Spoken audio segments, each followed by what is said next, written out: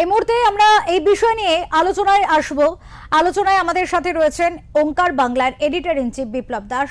দাদার কাছে আসব, কথা বলবো।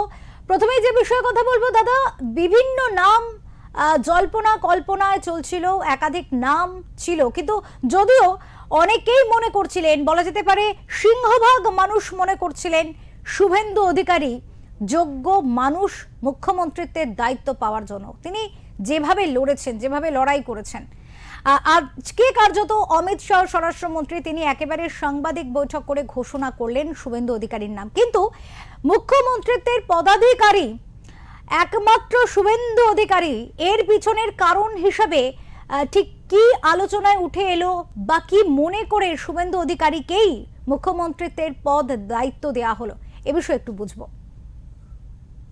হ্যাঁ, শুভেন্দু অধিকারীকে অবশেষে মুখ্যমন্ত্রী হিসেবে এ রাজ্যে নবম মুখ্যমন্ত্রী হিসেবে বেছে নেওয়া হলো। অমিত শাহ এসে সেই ঘোষণা করলেন, আমরা সেটা দেখলাম।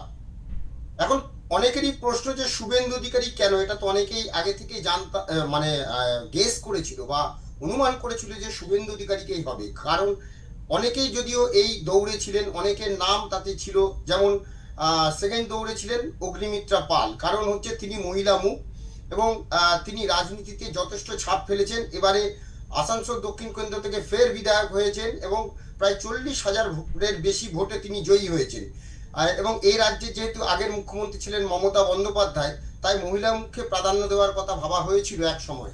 কিন্তু দেখা গেল যে শুভেন্দু অধিকারী এগিয়ে রইলেন। তার পেছনে একটাই কারণ, সেটা হচ্ছে যে প্রথমত 2021 সালের নির্বাচনে মমতা বন্দ্যোপাধ্যায় ইচ্ছা প্রকাশ করেছিলেন নন্দীগ্রামে গিয়ে তিনি শুভেন্দু অধিকারীকে হারাবেন, যেহেতু তিনি শুভেন্দু অধিকারী সেখানকার বিধায়ক ছিলেন। কিন্তু শুভেন্দু অধিকারী সেখানে কিন্তু মমতা বন্দ্যোপাধ্যায়কে 1956 ভোটে পরাজিত করেছিলেন এবং এই পরাজিত মুখ্যমন্ত্রী 2021 সালে মুখ্যমন্ত্রী পদে শপথ নিয়েছিলেন 3বারের মতন।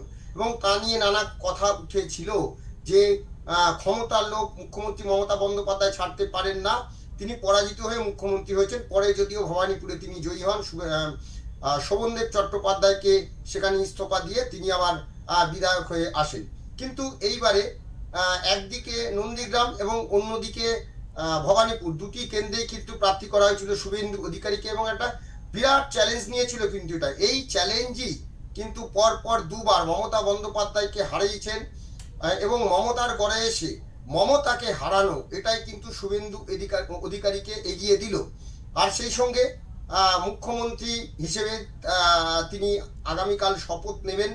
আর কয়েক ঘন্টা বাকি ব্রিগেডের ময়দানে, যেখানে প্রধানমন্ত্রী নরেন্দ্র মোদী থাকবেন, সেখানে এসে তিনি শপথ নেবেন। সেটা যেমন একদিকে, তেমন অন্যদিকে আমার কাছে এই মুহূর্তে একটি যে ক্যাবিনেট যে তৈরি হচ্ছে, সেই ক্যাবিনেটের একটি লিস্ট এইমাত্র আমার কাছে এসছে। সেখানে দেখা যাচ্ছে যে শুভেন্দু অধিকারী যেমন চিফ মিনিস্টার হচ্ছেন, তার পাশাপাশি তার কিন্তু আরো কয়েকটি দপ্তর তার কাছে থাকতে, যার মধ্যে হচ্ছে home and hill affairs, personal and administrative reforms, land and land reforms, refugee relief, rehabilitation এবং প্রোগ্রাম মনিটরিং। এই যে দপ্তরগুলো, এগুলো কিন্তু শুভেন্দু অধিকারীর কাছে থাকছে। এছাড়া দুজন ডেপুটি সিএম অর্থাৎ উপমুখ্যমন্ত্রী হিসেবে দুজন থাকছেন। একজন হচ্ছেন দিলীপ ঘোষ, উপমুখ্যমন্ত্রী হচ্ছেন দিলীপ ঘোষ, এবং দিলীপ ঘোষের পঞ্চায়েত এবং রুরাল ডেভেলপমেন্ট এবং পশ্চিমাঞ্চল উন্নয়ন অ্যাফেয়ার্স, এই দুটো ডিপার্টমেন্ট তো বাড়তি মন্ত্রিত্ব তার থাকছে। এবং আরেকজন উপমুখ্যমন্ত্রী হচ্ছেন, তিনি হচ্ছেন অগ্নিমিত্রা পাল। অগ্নিমিত্রা পাল তিনি তার বাড়তি দায়িত্ব, তিনি শিল্পমন্ত্রী হিসেবেও কাজ করবেন, ইন্ডাস্ট্রি, কমার্স অ্যান্ড এন্টারপ্রাইজেস এবং ইনফরমেশন টেকনোলজি অ্যান্ড ইলেকট্রনিক্স অর্থাৎ আইটি মিনিস্ট্রিও তার কাছে যাচ্ছে এবং শিল্প এবং আইটি মিনিস্ট্রি হিসেবে কিন্তু অগ্নিমিত্রা পাল থাকছে। এখনো পর্যন্ত যা আমার কাছে এসছে। এছাড়া একটা বড় লিস্ট এসছে, এই লিস্ট পড়ে শুনতে গেলে এই যে আমাদের সময়টা পুরোটাই চলে যাবে। তার মধ্যে আমি কয়েকজনের নাম বলছি, যেমন স্বপন দাশগুপ্ত, অর্থমন্ত্রী হিসেবে স্বপন দাশগুপ্তর নাম এই মুহূর্তে জানা যাচ্ছে। এছাড়া মন্ত্রী হচ্ছেন রেখা পাত্র। রেখা পাত্র মন্ত্রী হচ্ছেন, তিনি সম্ভবত অগ্নি নির্বাপন অর্থাৎ দমকল মন্ত্রী হচ্ছেন রেখা পাত্র।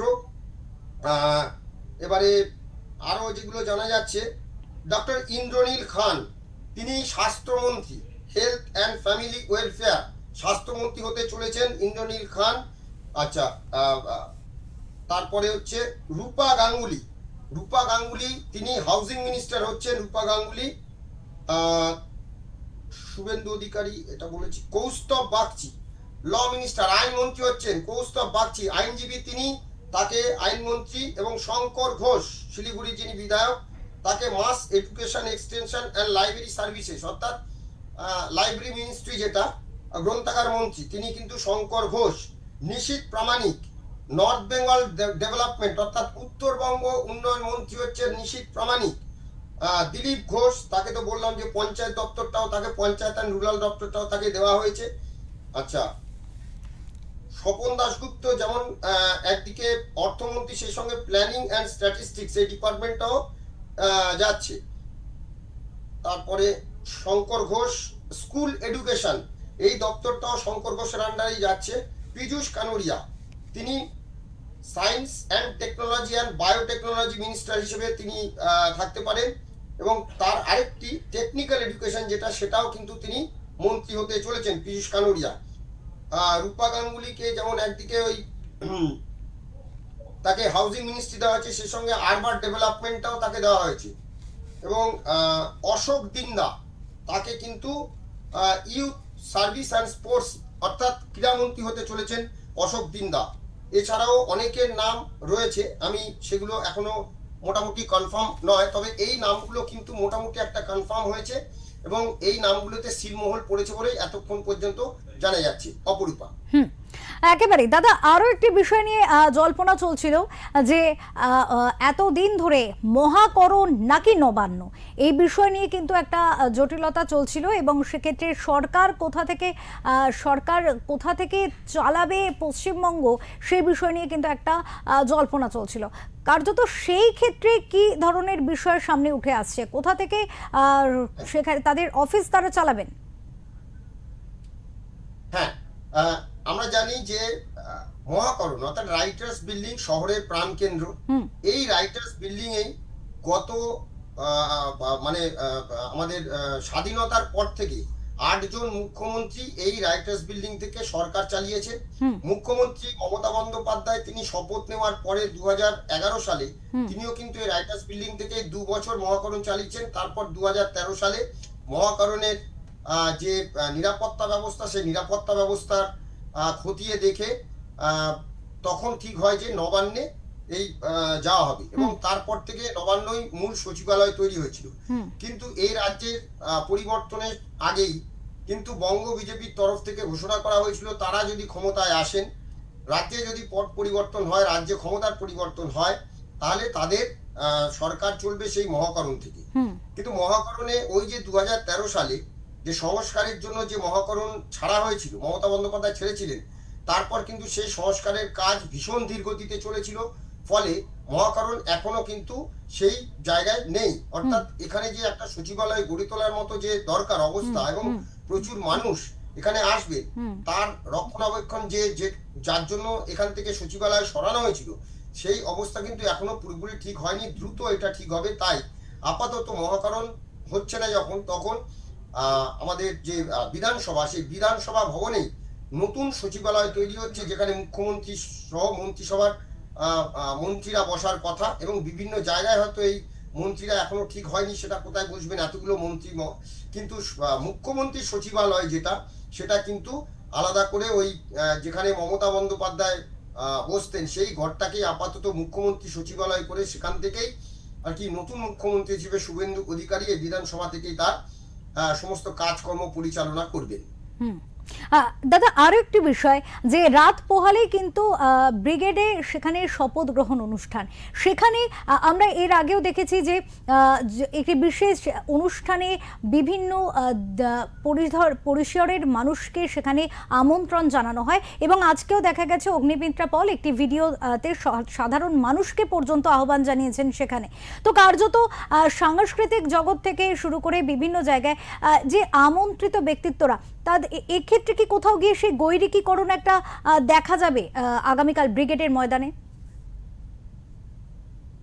হ্যাঁ, গৌরিকীকরণ বলতে এখন বেশ কিছু, যেমন মিঠুন চক্রবর্তী থাকবেন, তিনি তো বিজেপিতেই ছিলেন নেতা হিসেবে, আমরা বিগত দিনগুলোতে দেখছি, 2021 দেখেছি। তো এছাড়া মমতা শঙ্কর সহ একগুচ্ছ নতুন এ রাজ্যের যারা হুম কি বলে বিদ্বজ্জন বা সমাজের বিভিন্ন স্তরের যারা মানুষ, হুম তাদেরকে কিন্তু এবারে ডাকা হয়েছে হুম এবং তারা উপস্থিত থাকবেন। তবে কারা কারা উপস্থিত থাকবেন, আমন্ত্রিত যারা রয়েছেন তাদের মধ্যে কারা কারা থাকবেন এই মুহূর্তে বললাম যে তেজেন্দ্র নারায়ণ মজুমদার থাকতে পারেন, থাকবেন যাদের কাছে আমন্ত্রণ গিয়েছে। হুম মমতা শঙ্কর, পণ্ডিত অজয় চক্রবর্তী এবং তেজেন্দ্র নারায়ণ ওনার নামও বললাম। হুম এছাড়া শনিবার তো অভিনেত্রী মল্লিকা বন্দ্যোপাধ্যায় উপস্থিত থাকার কথা, টেলিপর্দা যিনি। এছাড়া আমরা যদি দেখি অঞ্জনা বসু, মাফিন চক্রবর্তী, এরা তো বিজেপির সঙ্গে ছিলেন, এরা থাকবে। এবং এছাড়া আরো অনেক মানে যারা বিশিষ্ট ব্যক্তিত্ব।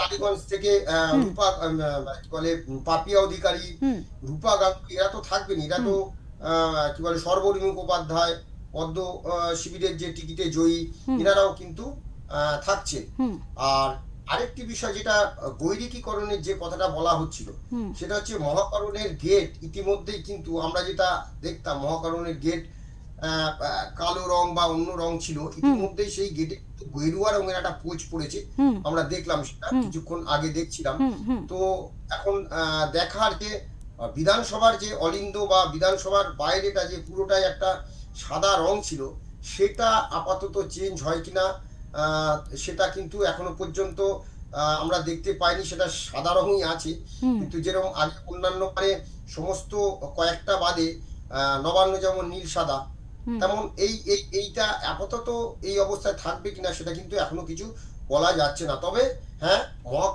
কি বলে বিধানসভার যে গেট, সেই গেটটা কিন্তু ইতিমধ্যে গেরুয়া রঙে রঙিন হয়ে উঠেছে। হুম হুম দাদা, আর একেবারে শেষে আর একটি প্রশ্ন করব, যে বারবার যেমন তৃণমূল কংগ্রেসের তরফ থেকে বিজেপিকে বিদ্ধ করা হতো একটি কথায়, যে বাঙালি অস্মিতা নিয়ে আঘাত করা হতো, কিন্তু কার্যত 2026-এর নির্বাচনের আগেও কিন্তু নরেন্দ্র মোদী, তিনি প্রধানমন্ত্রী, বলেছিলেন যে মুখ্যমন্ত্রী করা হবে বাংলা ভাষা জানা, বাংলার মাটির কোনো ভূমি থেকে তৈরি করা মানুষকেই। সেটা যেমন একদিকে, তেমনি আগামীকাল কিন্তু 25শে বৈশাখ বাঙালিদের কাছে অত্যন্ত গুরুত্বপূর্ণ আবেগের একটি দিন। সেই দিনেই মন্ত্রিসভা মানুষকে কোথাও গিয়ে, যারা মানুষের হয়ে কাজ করবেন, মানুষের উপহার স্বরূপ বাংলার মানুষকে তারা দিতে চলেছেন, কোথাও গিয়ে কি এটা একটা যোগ্য জবাব ফিরিয়ে দিলেন বিজেপির তরফ থেকে তারা? একদম একদম 25শে বৈশাখ বাংলার, আমি আগের দিনও বলছিলাম যে বাঙালির জীবনে মানে মনে প্রাণে দুটো ঠাকুর কিন্তু সবসময় থাকে। একটা হচ্ছে রবীন্দ্রনাথ ঠাকুর, আর একটা হচ্ছে রামকৃষ্ণ পরমহংসদেব। হুম বাঙালির দুই প্রাণের ঠাকুর কিন্তু এটা। হুম অন্য দেবদেবী দেবতারা তো রয়েছেন, কিন্তু যদি প্রাণের ঠাকুর বলা যায় তাহলে প্রত্যেক বাঙালির হৃদয়ে রয়েছেন রবীন্দ্রনাথ ঠাকুর আর হচ্ছেন রামকৃষ্ণ পরমহংসদেব। তো এই রবীন্দ্রনাথ ঠাকুরের জন্মদিন 25শে বৈশাখ, আর সেই দিনটিকেই কিন্তু বেছে নেওয়া হলো যে শপথ গ্রহণের জন্য। আর এই শপথ গ্রহণ এমন একটা টাইমে হচ্ছে যখন পাড়ায় পাড়ায় রবীন্দ্রসঙ্গীত বাজবে সারা দিন ধরে, হুম রবীন্দ্রসঙ্গীত এবং রবীন্দ্র স্মরণ অনুষ্ঠান চলবে। হুম আর আরেকটি কথা, এই মাসেই কিন্তু কি বলে রবীন্দ্র নজরুল এই মাসেই মানে একসঙ্গেই বিভিন্ন জায়গায় এটা হয়। হুম তো হুম সেই জায়গা থেকে মানে এইটা একটা মানে বাঙালির কাছে সত্যি সত্যি বাড়তি পাওনা হুম যে 25শে বৈশাখ এই যে এত কথা হয়েছিল, রাজনীতি হয়েছিল বাংলা বাঙালি অস্মিতা নিয়ে, এর থেকে বোধহয় যোগ্য জবাব বিজেপি নতুন সরকার প্রতিষ্ঠা হচ্ছে এবং শপথ গ্রহণ অনুষ্ঠান এই দিনে, এর থেকে বোধহয় যোগ্য জবাব আমার হয় না। হুম তবে আরেকটা প্রশ্ন আমার উঠে আসছে, হুম যে গত বছর যেরকম আমরা দেখেছিলাম যে বিদায়ী মুখ্যমন্ত্রী 2011 সালে আমরা যেটা দেখেছিলাম, বিদায়ী মুখ্যমন্ত্রী বুদ্ধদেব ভট্টাচার্য যখন পরিবর্তনের সরকার অর্থাৎ মা মাটি মানুষের সরকার বলে যেটা ঘোষিত হয়েছিল, খ্যাত হয়েছিল, হুম সে মমতা বন্দ্যোপাধ্যায় যে যখন শপথ নিচ্ছিলেন তখন কিন্তু উপস্থিত ছিলেন কি বলে সৌজন্যতা দেখিয়ে বুদ্ধদেব ভট্টাচার্য। হুম মানুষের মনে একটা প্রশ্ন, বাংলার মানুষের মনে একটা প্রশ্ন, বাংলা বাঙালি অস্মিতা নিয়ে তৃণমূল কংগ্রেস যখন এত কথা বলল, হুম সেখানে এখনো পর্যন্ত বাংলা বাঙালির মানুষের রায় মেনে নেননি মমতা বন্দ্যোপাধ্যায়। তিনি বলছেন তিনি হারেননি, তাকে হারিয়ে দেওয়া হয়েছে। হুম অর্থাৎ এত মানুষের রায়, সেটাকে তিনি মান্যতা দিলেন না এবং তিনি এত কথা বললেন, বাংলা নিয়ে এত কথা বললেন, তার মানে বাংলার মানুষের প্রতি তার যে ভালোবাসা সেটা তিনি বোঝালেন। তার কি ভালোবাসা, তিনি পদত্যাগ করলেন না, অর্থাৎ তিনি ক্ষমতা আঁকড়ে রাখার পক্ষেই ছিলেন। সেটা যেমন একদিকে, তেমন অন্যদিকে হচ্ছে 2011 সালে যে সৌজন্যতা বুদ্ধদেব ভট্টাচার্য দেখিয়েছিলেন, সেই সৌজন্যতা কি আগামীকাল ব্রিগেডের প্যারেড গ্রাউন্ডে মমতা বন্দ্যোপাধ্যায় দেখাবেন? তিনি কি উপস্থিত থাকবেন? এটাও কিন্তু বাংলার মানুষের মনে একটা প্রশ্ন। অনেক ধন্যবাদ দাদা, অনেক ধন্যবাদ আপনাকে। আমরা কথা বলছিলাম ওঙ্কার বাংলার এডিটর ইন চিফ বিপ্লব দাসের সাথে, এবং সার্বিকভাবে কিন্তু এই বিষয়ে তিনি অনেক উত্তর দিয়ে দিলেন। দর্শকদের জানিয়ে রাখতে চাইব, পশ্চিমবঙ্গে রাত পোহালেই কিন্তু মন্ত্রিসভার একেবারে তালিকার সামনে আসতে চলেছে। তার থেকে বেশ কয়েকটি নাম কিন্তু দাদা বলেও দিলেন আপনাদের, এবং কিন্তু আনুষ্ঠানিকভাবে যে ঘোষিত নাম তা কিন্তু আর কিছুক্ষণের অপেক্ষা, তারপরে কিন্তু সকলের সামনে আসবে। জানিয়ে রাখতে চাইব, ব্রিগেডের সেখানে ময়দানে আনুষ্ঠানিকভাবে যে মন্ত্রিসভার অনুষ্ঠান হতে চলেছে তার আগে কিন্তু জোরালো প্রস্তুতিও সেখানে দেখা গিয়েছে।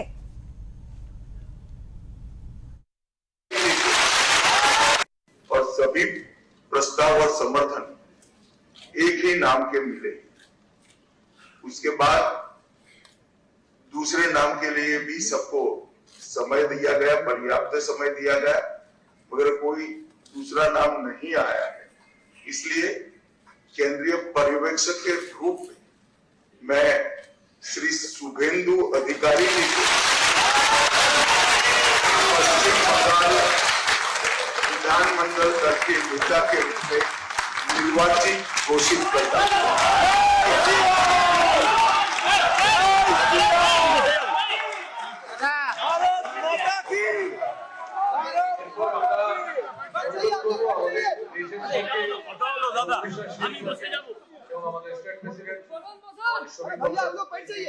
মালা এবং ফুলের মালা এবং আমাদের দুর্গা মাতার ছবি দিয়ে ওনাকে সংবর্ধনা করা এইটা হতে পারে।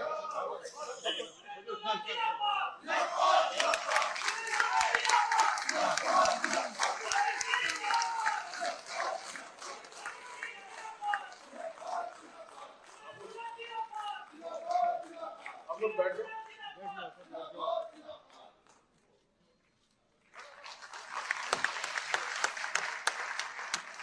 আমাদের উড়িষ্যার শেখ আমাদের মোহন মাঝিজি সংবর্ধনা করলেন।